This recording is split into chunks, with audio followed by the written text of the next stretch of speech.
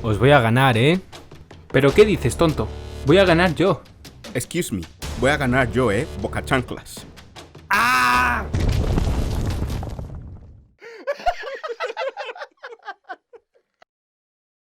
Hola, soy David y este año voy a ser vuestro profesor de tazos. Pero si te hemos visto perder con los profes. ¿Eh? Bueno, para empezar tienes que tener tazos, porque aquí nadie te regala nada. En el recreo no todos somos amigos, ¿eh? Hola. Así que tened cuidado. Había varios tipos de tazos. De Pokémon, bueno, no me acuerdo de más, pero había más, estoy seguro. Para jugar, primero había que preguntar si jugábamos en serio o no. Esto significaba que si ganabas te quedabas todos los tazos, aunque había mucha gente que se picaba cuando perdía y empezaba a llorar. Tú no serías uno de ellos. ¿Tú sabes volar? No, profe. Yo eso no lo enseño en mi clase, pero con gusto te lo muestro. ¡Gracias, profe! Yo, por ejemplo, jugué con mi amigo Alfredo, no digo el nombre real por derechos de copyright, y le gané todos los tazos, pero todos, no quedó ni uno. Y entonces empezó a llorar, así que le tuve que dar la mitad de los míos que le gané.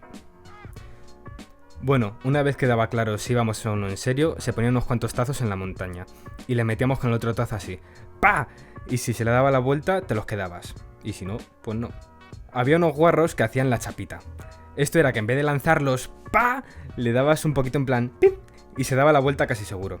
Así podías ganar los tazos, pero perdías la dignidad y la confianza de tus amigos, así que mejor no hacerlo. Bueno, aquí acaba mi clase y recordad, no suspende el que se queda sin tazos, sino el que hace la chapita. Muchas gracias y buenas tardes. Buenas tardes, caballeros y caballeras. En esta clase os voy a explicar cómo jugábamos a los Beyblades, que eran más o menos como las peonzas, pero más aplastadas.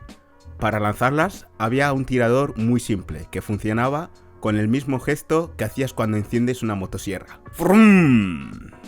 El juego consistía en noquear al oponente y quedar el último girando. Ahora, había dos tipos de duelo, el 1 contra 1 y el Royal Rumble, en el que se metía todo el colegio. Las batallas normalmente pasaban en el suelo, pero en el colegio siempre hay uno de esos niños mimados que tienen de todo.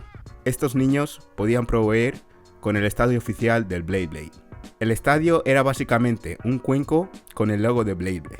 Bueno, podría seguir hablando de esto todo el día, pero aquí acaba mi clase, porque los Beyblades tienen su propia serie y si queréis saber más, vete a mirarla. Bueno, pues sí ya. Buenas tardes a todos los asistentes. Un día estaba en el recreo y estaba con una lupa y me quemé, ya que si pones la lupa debajo de la luz del sol produce mucho calor y ¡ay! Probé a quemar una hoja de un árbol a ver qué pasaba, pero cuando estaba saliendo humo se cruzó una hormiga, puso su cabeza a la luz, yo no me di cuenta y explotó. ¡Pum! Me quedé impresionado y fui corriendo a contárselo a mis amigos. Y, evidentemente, lo volvimos a hacer. ¡Oh my god! Parecían palomitas. Esto se fue de las manos, ya que todo el cole empezaba a venir con lupas gigantes para hacer explotar hormigas. Ahora que somos mayores, sabemos que está mal hecho. Así que guardemos 2 segundos de silencio por las hormigas explotadas. Niños, no hagáis esto en el cole, ¿ah? Que voy y os reviento. Venga, hasta luego.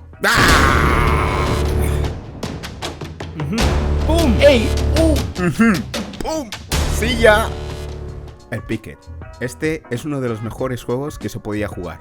Solo necesitabas una pelota de Picket, dibujar unos cuadros en el suelo para marcar las posiciones y unos amigos que sean malos jugando para quedar bien. El juego consiste en pasarse la pelota entre los jugadores. Hay 4 posiciones. El rey era el que sacaba y mandaba. Luego estaba el caballo, después la sota y por último la mierda, la caca, la escoria, como lo quieras llamar. Aunque este tenga un nombre muy malo, no es la peor posición. Siempre había uno que llegaba tarde o perdía y le tocaba ser la puta. La puta esperaba afuera viendo cómo los otros jugaban hasta que la mierda perdiese y así quedarse con su posición. Todo el mundo quería ser el rey, porque así es como te ganabas el respeto de todo el cole. Hasta los profesores te daban su cortesía. Podrías dar órdenes de guerra durante el juego y también de paz. Esto consiste en cuanto un jugador pasase a otro, si el rey decía guerra, tenían que jugar entre ellos hasta que uno perdiese y el rey gritase paz. El bote botero. El juego empezaba con uno que pillaba y el resto que nos escondíamos. El juego empezaba cuando uno de los que nos escondíamos le daba una patada al bote lo más fuerte que pudiera y el que pillaba tenía que ir corriendo a coger el bote y dejarlo en un círculo. Mientras tanto, todos los demás nos escondíamos. A partir de ahí era un escondite normal, excepto porque si uno de los que nos teníamos que esconder íbamos corriendo antes de que nos pillara al bote y le dábamos una patada, todos los que había pillado se salvaban.